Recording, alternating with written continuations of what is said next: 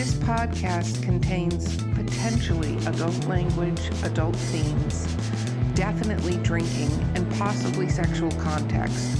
Listener discretion is advised.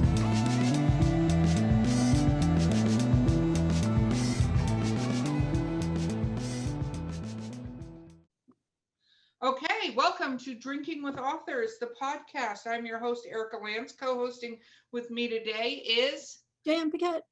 And our guest today is Grace Sammon. Woo! Okay. Great to be with y'all.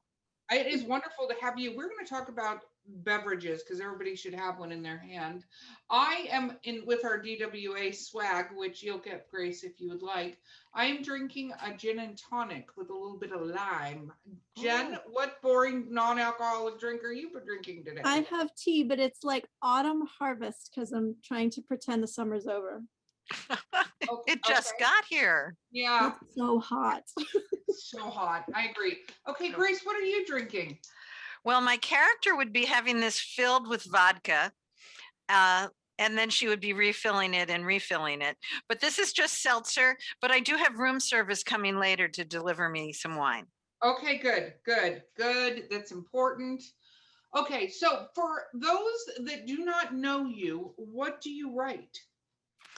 Well, I write both fiction and nonfiction. My first 3 books are in the area of high school improvement, so not a lot of drinking involved there. And then my fourth, bad idea.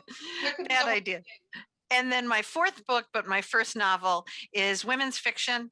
And it's the story about a psychologically complex character who's sort of lost her way and a lot of drinking involved. And then she meets this group of older women. And when their stories are told, everything changes. Their lives change, her lives change. And they travel from Washington, D.C. to Chesapeake Bay to Africa and to Norway. Lots of plot twists and lots of all over the map. And this is in one book. Okay, so I'm going to ask, because we talked a little bit about this before we started the podcast, and for those watching the YouTube, and if you haven't watched the YouTube, you should, behind you is a quilt with handprints. Tell us a little bit about that quilt, because it was awesome. Oh, thank you. There's a scene very early on in the book, and it plays out in several different parts. And Jessica is dragged down to this place on top of the Chesapeake Bay by her very, very bossy friend. And part of the ceremony that they go through there are they harvest an acre of land. And at the end of that time, all the students who are part of the harvest are invited into the barn to dip their hand in the paint and to leave their mark on the world.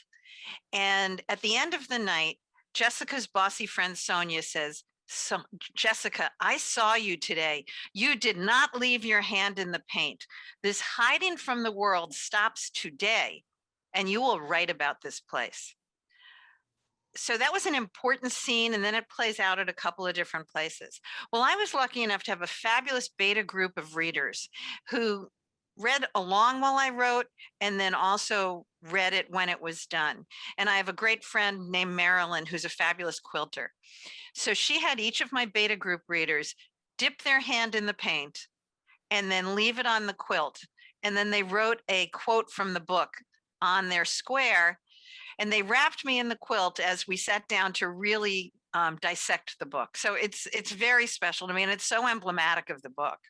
That is so amazing. Cool. I'll just tell you, readers out there right now are thinking that's going to be worth a ton of money later. Right after it goes to Netflix, I'm sure that is true. And right after Morgan Freeman plays Tobias in the book, I think we're good. Yeah, no, and that could happen like tomorrow. You never know. You never know with these things. This is my hope. You talk about writing educational. When did you decide I want to be a writer? Like, let's go on that journey. I think I always wrote. I tell people writing is my first language, which of course makes no sense. But I always feel that if I have a choice of communicating in the oral word or the written word, I'm going to pick that written word. So I always felt more clear in that written word. So I've always, I think in even my very first job, I was an admissions counselor for a university. And even though I was doing the standard interviews of why do you want to come to the university and what do you think you'll bring to the university, I was also writing their brochures and I was writing their promotional materials. And then I worked for a travel agency, and a friend of mine, and you guys will love this because I was writing travel brochures, the travel newsletter, and I would sit down with stacks of travel brochures that would describe the little taverna and the lovely wine and the tapas that the waiter had brought to the table. And I would just plagiarize all of this and turn it into an article as if I was sitting in the above the Aegean Sea. So I think I've always written. That is cool. Did you write a lot as a teenager? Did you have a lot of teen angst that you wrote about? You know, the love that doesn't, that we all have these. We compiled a book of these so far. We're doing vol 2, but we all, I think, us writers for the most part, have, whether it's a journal or a diary or some very emotional moment in time because the world was ending. Heartbreaking, you know. Oh, I know. And John Redmond dated Carol Ann instead of me, and it was horrible. I know, it was just heartbreaking. I kept a journal kind of more through junior high and that first year of high school. After that, I got very into drama. So I was able to emote those feelings through plays and direction. But yes, of course. Of course, the love letters. Of course. The unsent love letters that, you know. Okay, so. Or the sent love letters, which you wish you hadn't sent. Oh, well. You made a copy. Yeah, no, there's some of those that are going to be featured. I'm going to black out the names, but some people sent me some stuff that'll be in the next Teen Angst book because I saved all of that stuff. So when did you begin writing? So you wrote for the travel. When did you actually publish a book? My first book, gosh, I think it came out, it might be 16 years ago this year. And it was really a fluke. I had written a bunch of educational articles. And the difference between, and we can talk about that, the difference between writing fiction and writing nonfiction is amazingly different to me. So I would get articles published in the educational magazines all the time. It was a simple thing to do. You'd build a little relationship, you'd send in an article, they would say, oh, that's great. Grace, do you want to write something again in a couple of months? I would shoot it and that would be easy. And then a friend of mine said, you know, you're traveling 200 days a year. You're traveling to 32 states. You are on a speaker circuit, although at that time it was pretty tiny. Why don't you just write down the kind of work you're doing around the field of education? I thought, well, that's really stupid. Who would want that? So I wrote that book and it went amazingly well and opened lots and lots of doors to me. You know, all of a sudden I was a keynote speaker at conferences of over 800 people. And then that was when I first got the vibe that people think authors are different. You know, I remember that first time sitting on the bus to go to the conference and people were holding my book and they were going, there's Grace. And I'm thinking, they're really silly. They didn't, you know, they should have seen me 10 minutes ago. You know, the whole aura of being an author, I just think is silly. But I wrote that book and then Corwin Press picked it up. So it got rewritten and then Corwin Press wanted another book. So I wrote that. And then I got dried up in terms of education. I had 200 days a year is a lot to travel. So after about 10 years of that, I really backed away from that. 10 years, after 10 years, wow. The I company, thought you were like after a couple of years, and then you're like after a decade of traveling 200 days a year. it was crazy. And, you know, those of us who were road warriors, we talk about this all the time. That first time, and now I go back a bunch of years, you know, I'm old, but those first like 2 weeks when you're like sitting in the airplane working on your laptop because you just have a deadline and you just think you're so cool. And then like, you know, by the third week, you realize you can't open your laptop all the way because the guy in front of you has the seat reclined and all of a sudden it's not glamorous at all. No, totally. No, I can see that. So I think it's interesting you brought up the author thing because I constantly say, you're actually, the moment you're published, you're a celebrity. And I think authors don't realize that. And the impact that your writing could have had on a person could be incredibly profound in different ways. And you're a celebrity to them. And then they're seeing you, and then it's like, oh my goodness, they've accomplished. And I always think it's funny because I think this is something authors should assume the moment that book is out there. Like, you have to own it. But again, authors are also the most humble crowd of celebrities, I think, for the most part, because we knew what it took to get there, you know? Well, I think you're right in a couple of ways. First of all, I think for me, writing is the most naked thing I do. And even though Jessica is not autobiographical, you get inside my head, whether I'm writing an educational book, which will be very data driven and outcome driven, but still have a lot of stories in them, or you're in my novel, you're inside my head. So that's a very humbling piece. And also, we spend so much time alone that to do the publicity part is not always comfortable. And I really, because of my drama background, I love the opportunity to talk to book clubs and Zooms and podcasters. So I really love that and thrive on that. But the idea of self promotion is something I think most of us don't understand that we have to do. And that's uncomfortable, at least for me. No, I agree. I do. The one thing I'm asked to talk about more than anything else, I talk about shameless self-promotion as an author. That's what I get asked to speak at conferences about, because you do have to um, do that for yourself. Because I mean, there's a lot of authors out there, not that they're better or worse, but some of them are better at marketing. So you have to get your book in front of people. Absolutely. And you both know that as, publishers yourselves. You probably have demands on your authors that they might not have initially anticipated. It's just the nature of the beast at the moment.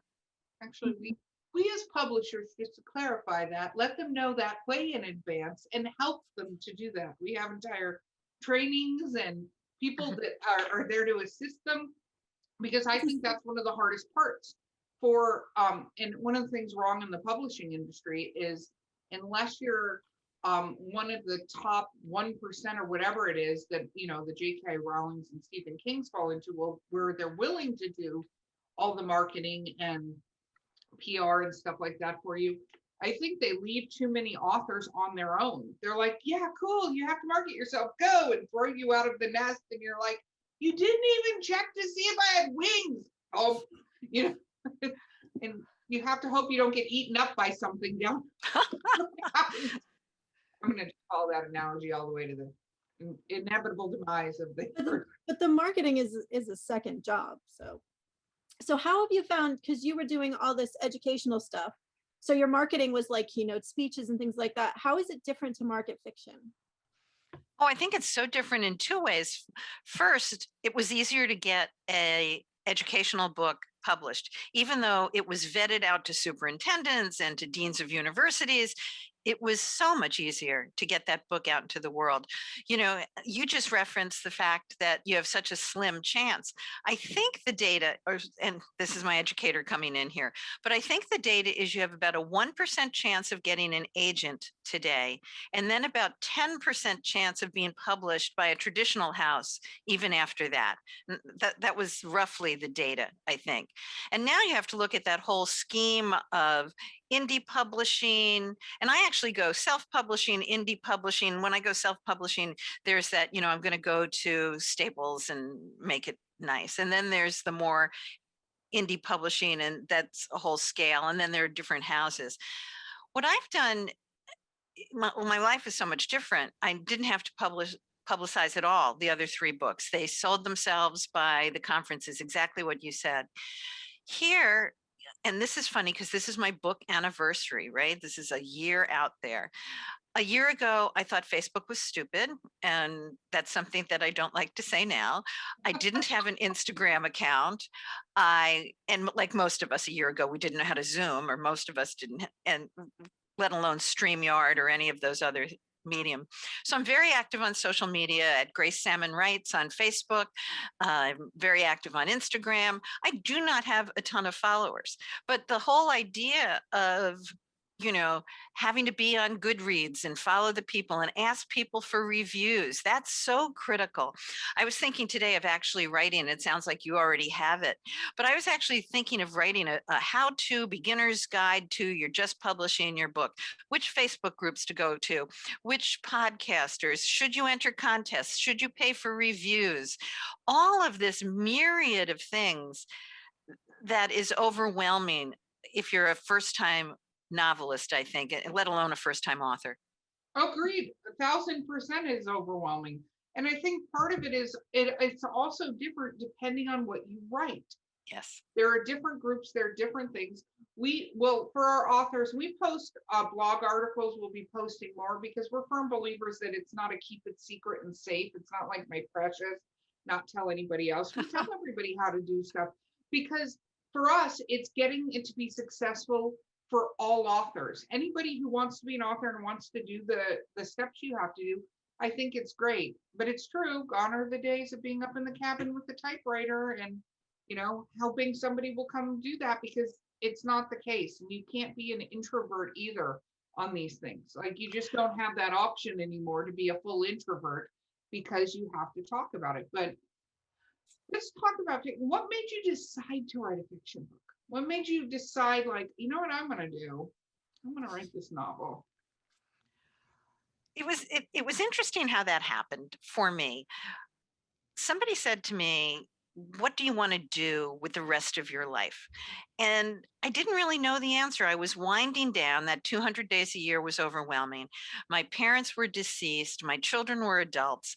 And I was at the point where really, based on the gift of my education, that I really could have chosen to do a number of things, but I wasn't really sure what to do. So this character kept on playing around in my head of a woman who didn't know what to do because she wasn't attached to her parents anymore. She wasn't attached to her children anymore. She didn't really care about her career anymore. So I created Jessica. And through that, I just started playing with different scenarios of what would that look like and how would you find yourself? And all of a sudden there was this novel in my head. That is amazing. Before now, had you ever attempted to write short stories or anything like that? Had you ever gone into the fiction realm?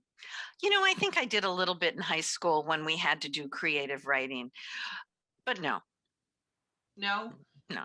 I love the journey. I mean, because everybody has a journey. Some people are like born and they're like, I'm going to be a writer. I'm 3 years old. Here's my crayon book. And then other people, I talked to an author the other day who had a very similar thing. She never wrote when she was younger, any of that. She got to a certain point and was, she had her son or something had just turned 18, and she found out he had already married his girlfriend and didn't tell her. Oh, that's a story-worthy thing. And she decided to channel that into a book because she had many emotions, but she channeled them into a book. But we're talking, somebody who has an 18-year-old kid to start, right? So this is not, no offense, but young spring chicken there, so to speak. And that was what catalyst. Otherwise, she hadn't written anything. And you just go, wow, because you always, I think, assume that when somebody's an author, it's in their core, they are an author. And then you get other people that you're like, yeah, I just decided to write a book. Well, and I envy the people who say, oh, I'm never going to run out of stories. I'm never going to run out of stories.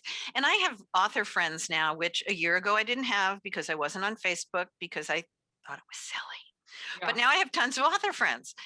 And the ones who are just like, oh, no, I write. Michelle Cox is a great example. She's written so many books, award-winning books, fabulous books. And she'll sit down and write, an hour a day, half hour a day, and then she'll promote the rest of the time. And she's such a generous person in terms of, what you were saying, in terms of sharing the knowledge. But she just sits down, writes for an hour, and then goes off and does other work. If I'm not at my desk the whole time, I don't have the stream of thought. I don't have the rhythm. So I'm very, very jealous of those people who have a million stories in their head. Yeah. So how did you write your book? Like, did you plan it out? Did you do an outline? Like, what was the process you went through? Oh, I love that question because I just finished writing something on, are you a planner or a pantser? Mhm. And I have to tell you, a year ago, I didn't know what that was either. So for some of your readers or listeners who don't know what that is, a pantser is somebody who writes by the seat of her pants, and a planner or a plotter is somebody who writes out the whole plot. Who knew? Yeah, there So are plannsters too that do outlines and then wing it from the outline. There are many versions of this particular. Jen happens to be, I'm going to outline, I'm going to do that, but I'm not going to spend 50,000 words plotting my novel before I actually write my novel. yes, I, on the other hand, show up to my computer and just decide things. I'm jealous. I'm jealous. For me, the way I wrote it, Jen, was I knew where I wanted to go. In education, we always talk about starting with the end in mind or planning with the end in mind. So I had the question in the beginning. The question is, how is Jessica going to have a meaningful life? Is she going to have a meaningful life? So that was the question. And then the answer was, oh, I know what's going to happen to her. And then for me, the hard part is the middle and getting those two ends to meet. Mhm. But I have to know the ending. That doesn't mean it's going to be set in stone, because I have a character who shows up in the last 3 chapters that I don't know where he came from. But I need to know the big pieces of the end. And I mentioned that there are a couple of really big twists and turns in the book. And there's this very dramatic shift that happens at the second to last chapter. And I kind of went, okay, that's that. And then my beta group of readers were like, whoa, whoa, whoa, whoa, whoa. What were the other characters' reactions to that? And I was like, oh, is that important? Probably. And apparently that was very important.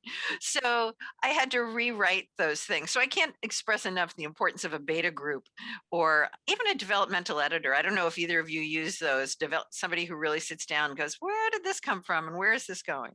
Well, Jen happens to be an editor. Jen is a PhD in English literature and also teaches creative writing. So she does all that, and she's actually one of our editors. Now, I don't use a developmental editor, but I will, as I'm thinking about this story, because I have a ton of story ideas. I have so many notes, I have so many things written down. But as I'm formulating it, I will talk to my friends and go, hey, so here's the thing. And especially, like, I'm working on a serial killer novel series right now. I need to get more time to write, but Amen. I reached out to I have a friend that was in the CIA, and she has friends in the FBI. And one of the ladies that was on my podcast in the past was actually is a forensic expert for the state of Florida. So I can reach out to her and go, okay, let me say what I'm about to do in this thing. Is this a real thing? Like, a lot of people in a lot of series think the FBI swoops in every single time there's a serial killer, and that is not the case. They actually rarely, quote unquote, swoop in. It's not Silence of the Lambs. So it was interesting talking to the FBI about the fact that they don't swoop in like that. It's when it crosses multiple state lines, and there's like all these other characteristics that go in, and they actually have to be asked. They don't just show up. Right. They have to be asked. And it was, so I'll use those guys to kind of just make sure I don't sound dumb. But developmental editing, I haven't utilized, but I know people that do, and I think it's a very, very vital tool to show what you're trying to show them, what you've written down, and have them go, but what is it you're trying to say? Because those can be two different things at times. Yeah, what's your end game? What is your purpose? I love that you approach it with that academic, like, what's my question? And then what am I going for? And then that's what my article has to cover. And you can write a book in the same way, just focusing on characters instead. So that's interesting. I like that. It's the educator. Mhm. Educator. Okay, speaking of the educator, but not really. Before we go to our break, which we have to, no, I'm going to save this till after the break. We have to go to a break, but I'm going to save this because it's a vital question about what's next. But I'm on the edge of my seat. Yes, we will be right back with Drinking with Authors. Sample locally sourced, quality distilled spirits in the beautiful Columbia River Gorge. At Skunk Brothers Distillery, we're family owned, brewing small batch grain to bottle spirits, just like our grandfather did back in the Prohibition era. From handcrafted bourbons and moonshine to flavored blends and cordials infused with local fruit. Join us for a tasting tour and buy Skunk Brothers spirits straight from the source. It's all in the family at Skunk Brothers Spirits, located in Stevenson, Washington. Being recorded, we're back. What were you going to ask, Jen? You have to actually ask while we're recording, otherwise none of the fans I get was, to I hear was trying anything. to ask before in case you didn't want to say on the air. I was going to Go ask for it. what school you were at. I actually own my own educational consulting firm. Oh, all right. Cool. So we traveled into 32 states, largely underserved populations. So we wrote the educational plan for all of Baltimore City schools, Washington, D.C. schools, Detroit public schools, Houston public schools, the educational plan for the entire state of Louisiana. That was wonderful. But I also had the real gift, Jen, of working on tribal lands. And that was amazing to me. So I worked on little tiny, there's what are called BIA, Bureau of Indian Affairs schools. And that was a unique gift to have a look into Native American peoples and cultures and education that shows up a little tiny bit in my book, but I'm a gatherer of stories. So I've worked in many, many schools and I've gathered stories from all of them. Okay, well, then that leads me to my question that I left a cliffhanger, very Empire Strikes Back during our 30-second commercial. I could barely hold on for the break. I know, it was literally, I was going, I can't even believe I did this to myself. But my question is, what is next? So you have the Eves, what is it's been a year. Have you been working on a novel? Oh, this is the question I wish you hadn't asked.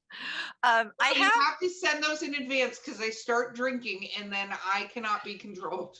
That's okay. Yes, the short answer is yes. I have a book started, but if I'm very honest, which I always am, I think I have like 5 pages. I know where it's going to end. I know where it begins, but this whole process of a year of pandemic and learning all of this and having the real gift of being on 40 or 50 interviews, it's just a different part of my brain. And building community is really important to me. And that's reflected in my book. You know, these old women who Jessica goes and meets have chosen to come together and live in community rather than live in, assisted living or wherever. So I really have had a great gift of creating community in the last year. I'm an administrator on a great Facebook page called Bookish Road Trip. And I think we have 2,000 members, and I take no credit for any of that because I've been in the group for a long time, but I've been an administrator for a minute. So there's a lot of that going on and a lot of author connections. I'm big about sharing resources. So I'm putting together something that I'm calling Author Talk Network. And it's just some authors that are willing to go and do Zooms to communities or be live in communities. So I'm putting that together. There's a couple of different author projects that I'm working on. So those are the big nexts. I have a big reveal coming out in July. Well, what is that? Because this podcast is airing in July. So Okay. It's airing July 21st. So Perfect. What's the big reveal? Okay, so the big reveal for me is, again, one of the things we don't know that a door opens for us as we become authors, and you're so kind to think that we're celebrities. But I did a great interview, or the interviewer was great, on a radio show called Spunky Old Broads. And Love that. isn't that great? I love that.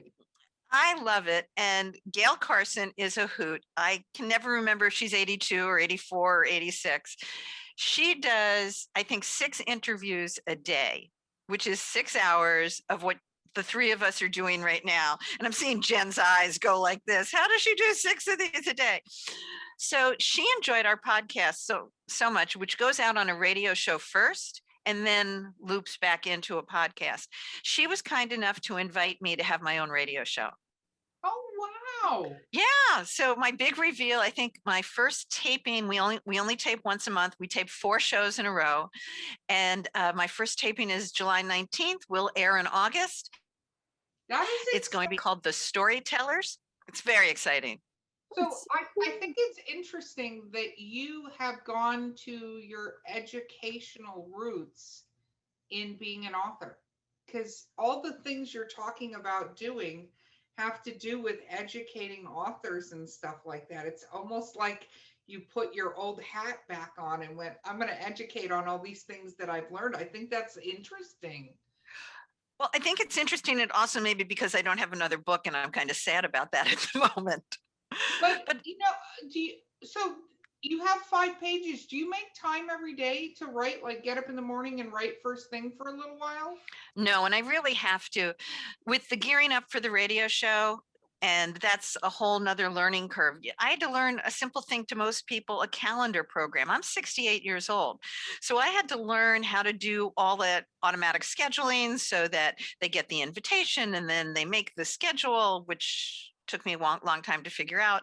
And then they get the automatic response and then they get the prompt the day before the show. So there's a lot of learning for me. And I'm not ashamed to say I'm not the quickest learner, even though I used to be very techno-fluent. I'm not as techno-fluent as I used to be. But yes, that's really captivating to me, that idea of my roots are in education. The other thing that's kind of fun for me in going back to the radio show is that my father is now deceased, but he started out in radio as a radio director way, way back. He would be 103 yesterday, I think. Oh, wow. So he was an early radio director of all of those old radio shows, you know, where the horse runs through and there's a guy sitting there with the coconut hooves going like this. That was my dad. Oh, He had, wow. oh my gosh, he had to calculate when he was then turned into a television director after he went off to World War II. He came back. Radio was dead, although I think radio is now more alive than it was there for a while.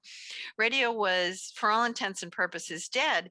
And he became the television director for Edward R. Murrow, who, Oh, yes, that's awesome. it was amazing. Mr. Murrow was an amazing man, you know, certainly most known for his World War II reporting. But my dad was the television director on Person to Person, which aired in 1953 and ran till 1959. And I only know that because I was born in 53, the week the show opened, and I became their mascot. So when my dad sat with Harry and Bess Truman, they sent me home a present. When he did Sherry Lewis, she sent me home a present. So it was a really unique time. And to be invited back into radio somehow feels incredibly lucky and incredibly close to my dad's heart. That is amazing. And how are you not writing that book? Like, Oh, like, tell me, I need a developmental editor. Jen, what should I write? That alone is a great idea for a character, you know, that coming full circle, coming back around to your family and that's amazing. Okay, we'll talk after the show. you should talk. She's amazing. I'll give you all the contact information.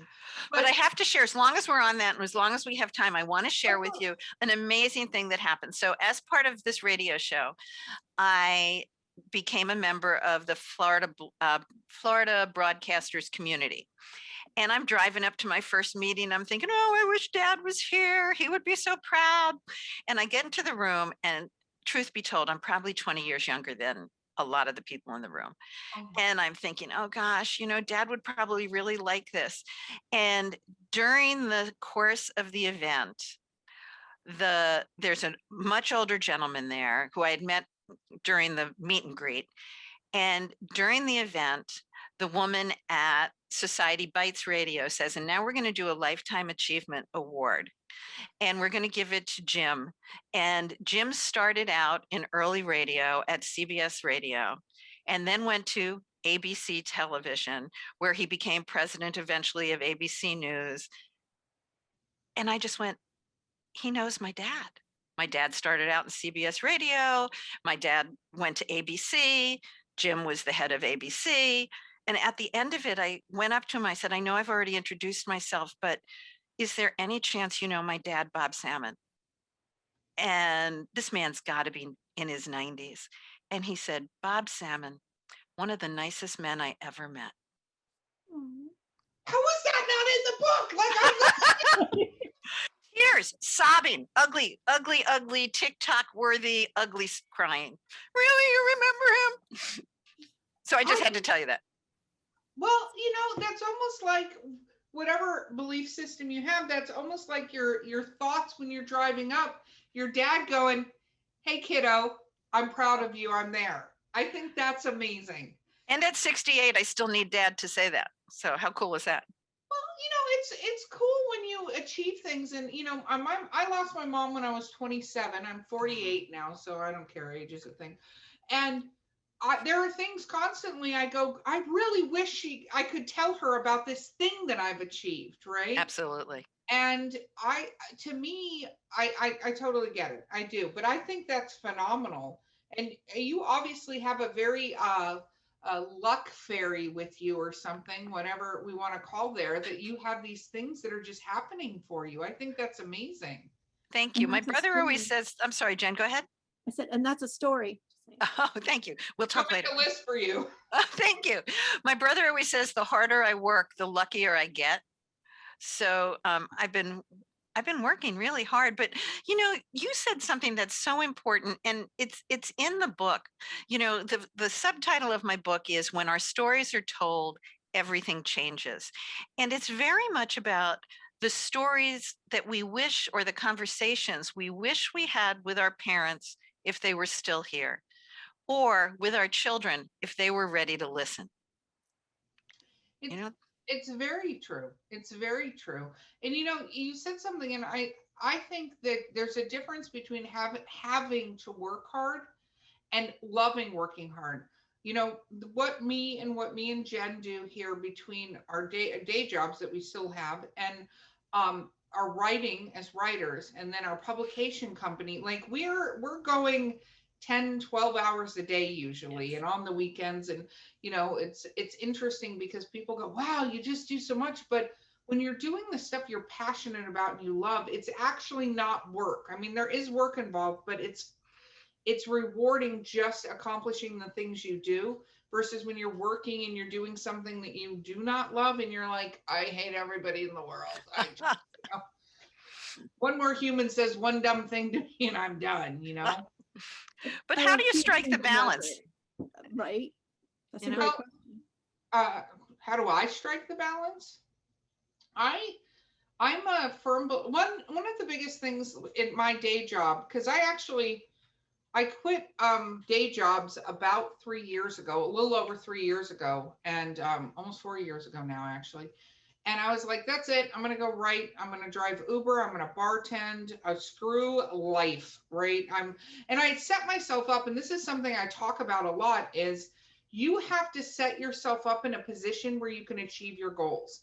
And I tell this, I do lots of talks and stuff like that too, as an HR professional, with interns, all kinds of people. I actually had three panels this week, and I said, if you decide you want to have that very expensive car, know that you're now going to have to have a job that affords you that very expensive car or that very expensive house. Don't get me wrong.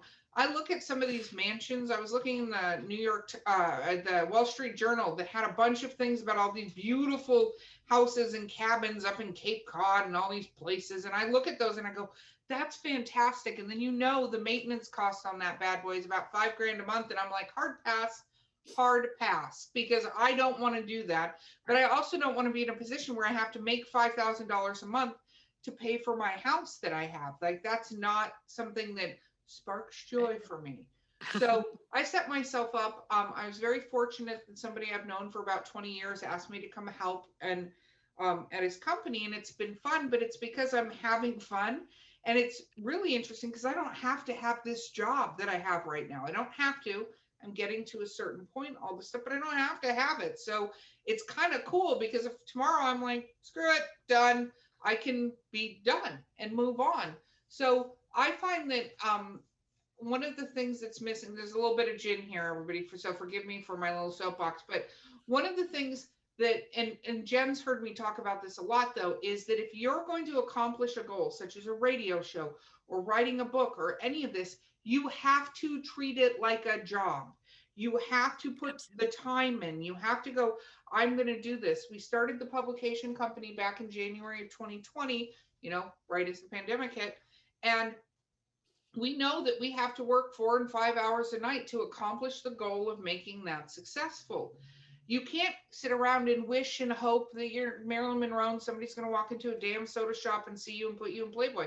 That shit doesn't happen. That's not how dreams are made. They're made by working towards your goal. So anyway, that is my soapbox, but I think you have to put the time in to do that, which was why I say maybe first thing in the morning, you should dedicate an hour or so to writing your books, because you obviously do have a lot of great ideas. Thank you. And Jen's going to help me with that. Jen, how do you strike balance? Now I'm trying to learn from both of you. It's the educator. I stay up all night after my daughter goes to sleep. And then I have a lovely husband who gets up with her in the morning and brings her to school so that I can sleep in. So I have support, which is how I manage, because I'm also a night owl. I work better at night anyway. So the house goes to sleep and I start working at about 9 o'clock at night. And then I work until 3 or 4 in the morning, and then I can sleep until noon because my husband has all the morning stuff taken care of. So I just moved my schedule and have a great, great husband. That's amazing. When I was starting my educational consulting firm, I had the same thing. I was a single parent. I had 2 kids, and I did that whole weird, okay, get the kids to sleep, throw in the laundry, make lunches for tomorrow, get to your desk at 9, be there till 3 in the morning, catch, in my case, 3 to 4 hours worth of sleep, and then get up and get the kids off to school. But I couldn't do that now. That's not sustainable for, it's not sustainable. If you wake up first thing in the morning and grab your tea, your coffee, whatever your jam is, and your kombucha, whatever, when people drink things, and take an hour and go, I'm going to use this hour to write. I've heard so many authors say things like, I put 250 words on the page, because they'll start and it'll just keep flowing for them, but at least they hit a milestone, even if it's giving yourself 3 or 4 sprints in that hour to hit a certain number of words. Because what is it, Jen, on average people can write in, what was it, 20 minutes? What is it? Usually the first time you do it, it's like 150 to 250, and then the next time is 300 to 5, and then once, like, I sprint constantly, so I'm at like 800 now. But that's it's amazing. Just the more you do it, the better you. I find that I'm very good still at technical writing. I write for my community newsletter, and I write for a couple of blogs and things for other people. And if somebody says, hey, I need, 500 words in the next hour on 5 things authors should need to know, I can churn that out in a second. If somebody says to me, oh, we're putting in new roads in the development, could you write about that? Done. That for some reason is very quick for me. I think it's that idea of that big commitment to the novel. And I know, and one of you will remember the name of this app. I want to say it's called Scrivener, something like that, where you can like set a timer. And see, I would just say that's stupid. I'm turning off the timer. No, we do it on our phones. Yeah, or I do YouTube searches for 20 minutes of epic music, because I like epic movie music when I write, or there's like so many different 20-minute sections that you can use. But I was just thinking, you have so many like little ideas about different community things. You could take all of that, make it happen to one person, and then that's your story. It's sort of like slice of life. They're changing the roads in the neighborhood. How is she getting involved? No, I think that would we'll work on it. Maybe short stories, because a novel is a huge commitment. Novels, so many thousands and thousands of words.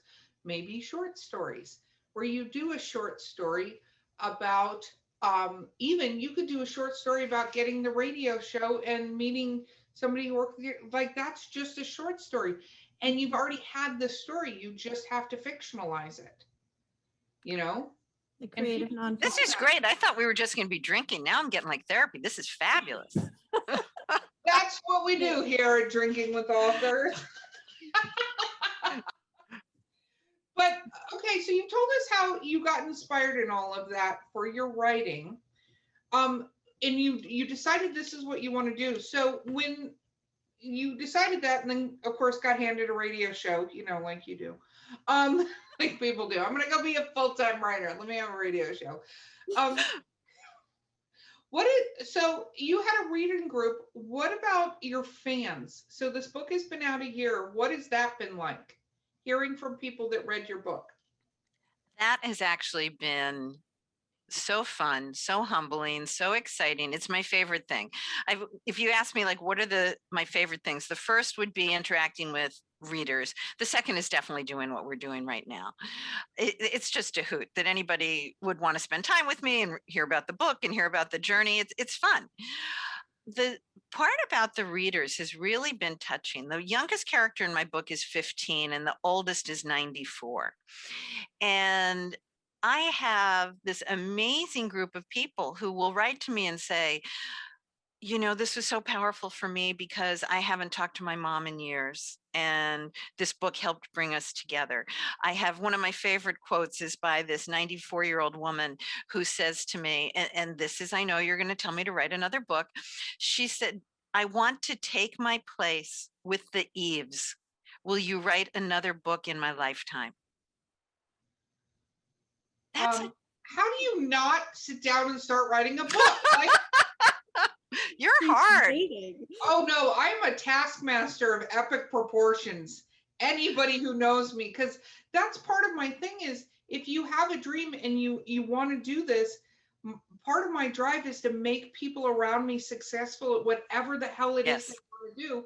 But sometimes I have to kick them in the pants and be like, I don't know what the hell you think you're doing, but you're going to move forward and I'm going to push you till you start running and do it on your own, because we're our worst enemies. Oh, I think that's so important. Our worst enemies. And as writers and as any creative sort, right?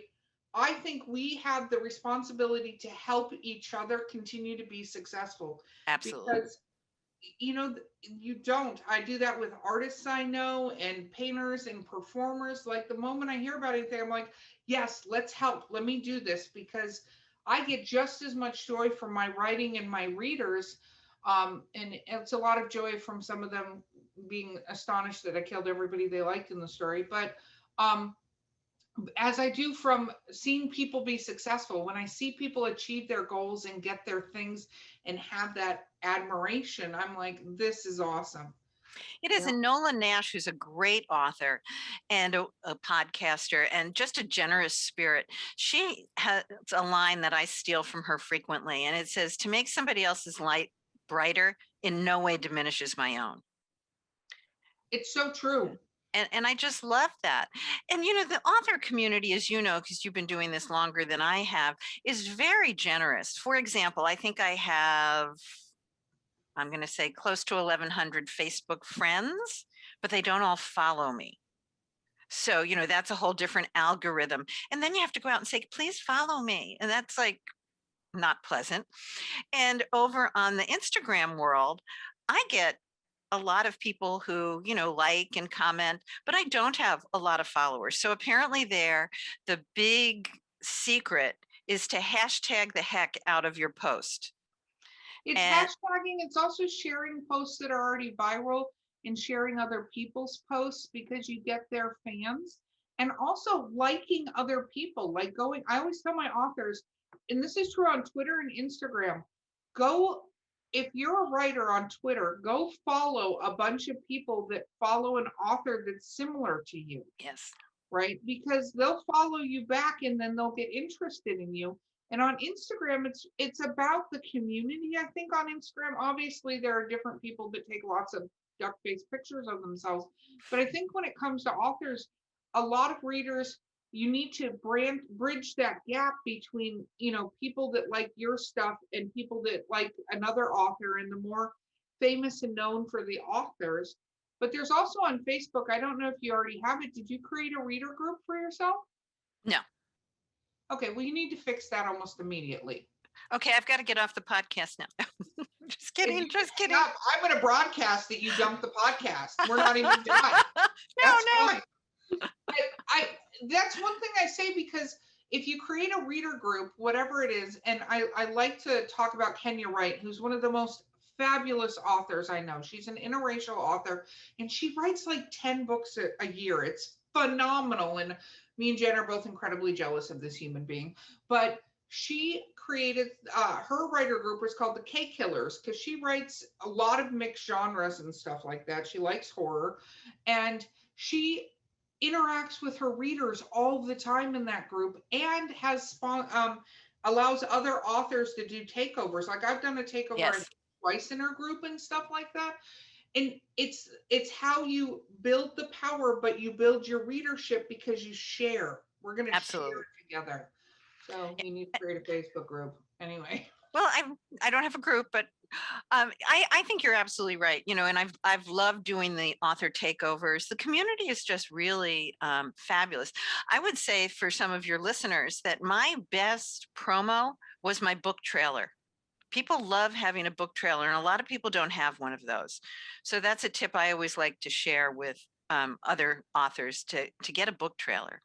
Yes, and know that with Shutterstock and iMovies and all kinds of things, you can create them yourself. Do not pay somebody thousands of dollars to do it. Oh no, I actually work with a fabulous guy who happens to be my brother, but no, he's now done it for multiple other authors, because authors will say, "My gosh, your trailer's so great," and he's incredibly reasonably priced, very, very quick, and they look incredibly professional. So Your brother, so we can shout out him and for authors listening. his name is Bob Sammon. He's out on Facebook, but you can contact me at my website, which is grace@gracesalmon.net. And salmon is spelled like that, not like the fish. And I'm happy to connect you. It's really, that's been a really amazing piece. It just gives you a level of credibility, I think. Are you serious about the work? You know, you talked about the work. And I think it was for me a real calling card that says, I am serious about this work. It is. Well, I've met, unfortunately or unfortunately, but I've met hundreds of people that say they're writing a book that Yeah. never write a book. Right. You know, I'm going to be an author. If you're going to be anything, I don't care if you want to be a cupcake decorator. I don't care if you want to be a cosplay star. Like you could pick anything that other people may not go, oh, that's a real thing, but you have to actually do it. Like you Yes. have to do it. You have to write a novel. If you're going to write a novel, write a damn novel. Like, Yeah. but don't go, I'm going to, because if you again think it's magically going to happen, it's not. Because if you're writing a novel, guess what? You have to actually write it. Nobody else is going to give it to you. It's a funny thing about that, huh? Yeah, except for ghostwriting, which don't get me started with that. It's a whole I think is I absolutely. could probably ghostwrite a novel really fast for somebody. Well, you and Jen are going to talk, and you will ghostwrite a novel for yourself, so that you have your own novel. And then you love can tell people, I ghostwrote this for myself. Oh, I love that. We could write a novel about an author who's a ghostwriter for herself. See, look at you. Getting involved with community projects. We're on this. Alone.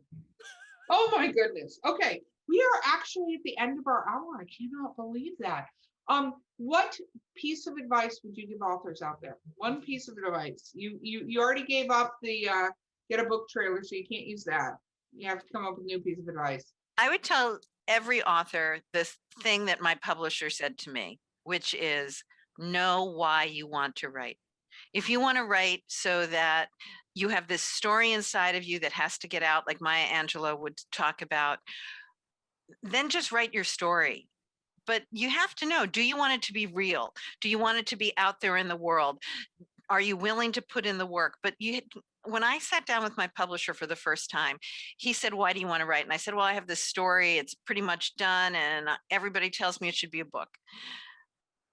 I think you have to ask that essential question. Most authors are never going to get rich off of their book. That's just not going to happen. It can certainly open other doors to you, like a radio show or many other, it may open many doors for you, but you have to know in your heart why it is you're writing. And when I got that continual pushback from my publisher, the answer was, I have a story to tell that I want to spark conversations. And that's what the book has done. And so whether it does get to be that, Morgan Freeman, please, Mr. Freeman, whether it gets to be that series or any of the other fabulous actors who could play him and the other characters, I've already reached the success that I had initially. So I'm not going to be frustrated with a royalty check or a lack of a royalty check or anything else, because I met my goal. That's So know your goal. wonderful. That's awesome. Did you frame your first royalty check? Oh, room service just came with wine. Oh, wow. Well, that'll be really good for the rapid fire questions. We're going to have to make you chug that before that episode. But did you frame your first royalty check? Yes, it's automatic deposit. Oh, it's automatic. Well, see, that's not framing. That's boring. Okay, so I think it's funny because I was talking about with the accountant today, and I was talking about royalties, and I'm like, I think people sometimes frame the first one that's a written check and stuff. And I go, how do we account for the fact we actually paid them, but they never cashed it because they framed? Well, in today's day and age, can't we take a picture, deposit it that way, and then frame it anyway? I would think so. I think I'm going to have to send instructions to go, guys, you can't make it appear like I didn't pay you. So it's going to be interesting. Okay. Yeah, people should do that. It's very anticlimactic to have it, when you're balancing your checkbook and then you go, oh, okay, here's your royalties, and you just enter it into your Quicken account. It's very anticlimactic. Exactly. Okay. How do people find you, Grace, if they want to look up your book or your radio show? Well, apparently they're going to be part of my readers group, since I'm going to start that on Facebook. Yes. No, I actually, But I think they should join your readers group, which will be on Facebook when this happens. podcast airs. So they can find me at Grace Sammon Writes on Facebook and on Instagram. They can, but this is something other authors, and I just digress for a second. Most people who have author pages on Facebook have much more activity over on their personal page. So my personal page is just Grace Sammon. It's not like the fish, it's SAMMON. Also, you can email me anytime at grace@gracesammon.net. My website is gracesammon.net, and I respond really fast. If you're in a book club, if you want to Zoom with an author, I actually, one of my most fun things was somebody contacted me and said, I just got your book. My jaw is dropping at the end of chapter 1. Can I talk to you? And I called her like the next day, and then every day she sent me what chapter she was on. It was a blast. Oh my goodness, gotta be careful of that. That could get into Stalkerville very quickly. I was a little worried about that. Yeah, I would just don't give me your address. Okay, so that is amazing. Your radio show is called The Storytellers, and it will be on Society Bites Radio and on SOB, which stands for Spunky Old Broads.